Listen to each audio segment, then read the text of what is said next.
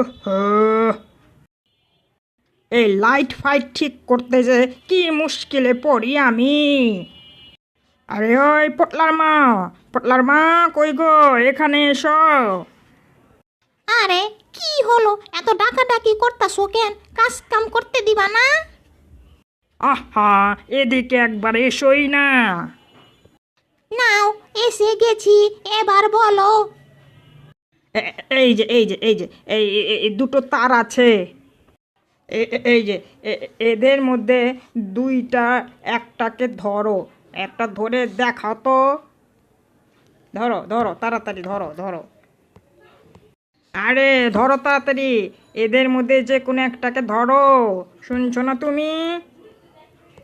আরে কি ধরবো আমি? এটা ধরলে কি হবে? আরে কি মুশকিল, আরে তুমি ধরোই না একবার।